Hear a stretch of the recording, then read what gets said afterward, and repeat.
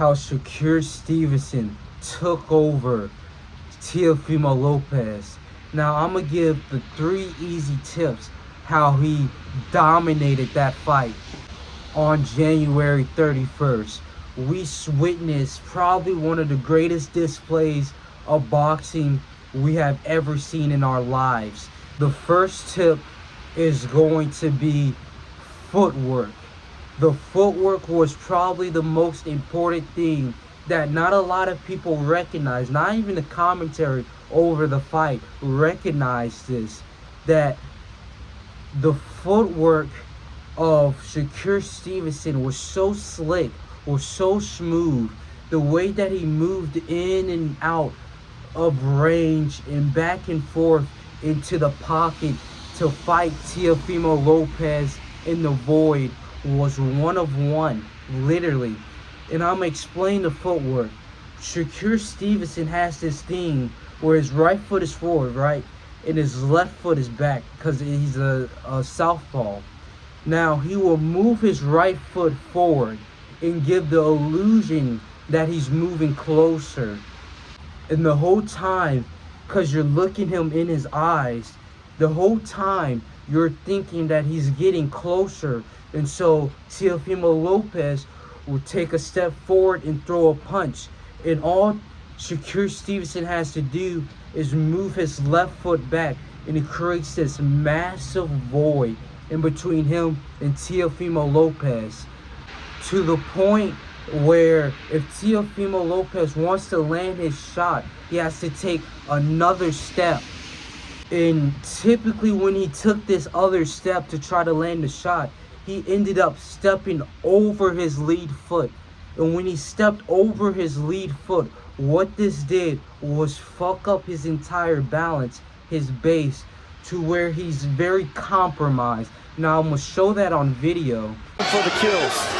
Oh, snapping right hand from Shakur, now lands a couple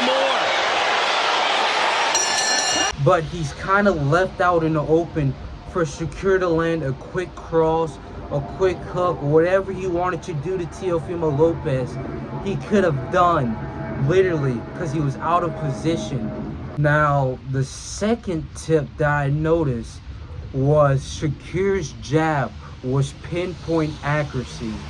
His jab damn near never even missed him. How he landed over and over and over.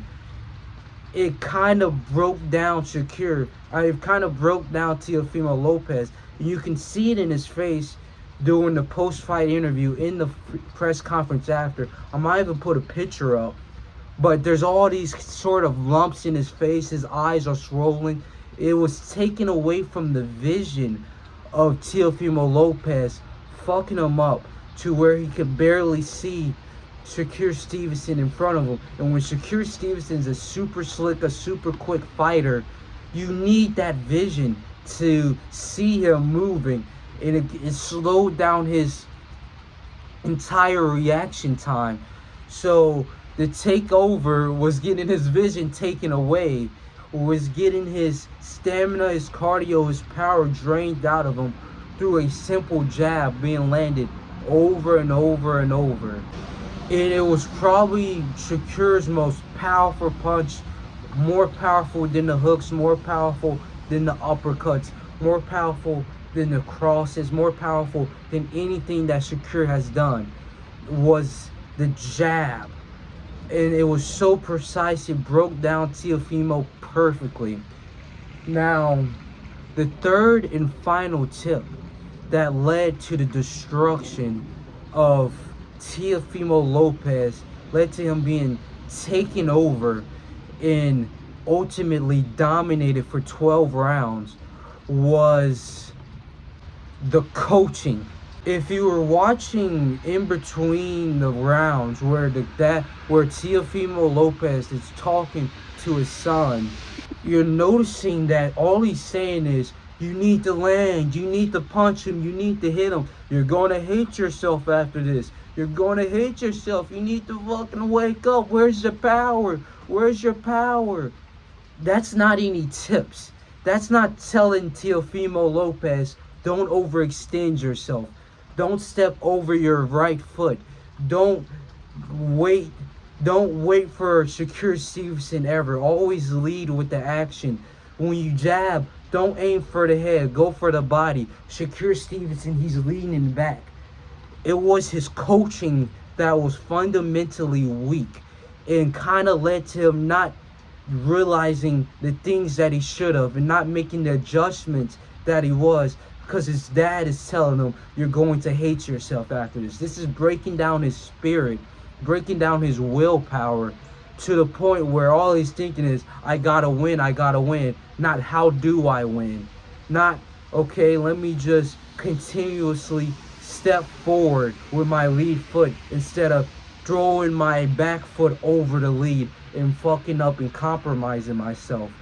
And that was probably the last and final killing point for this man.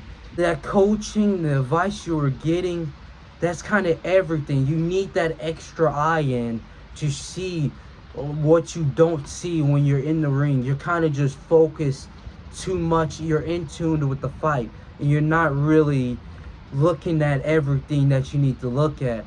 But that's my 3 tips that led to Shakur Stevenson taking over the takeover.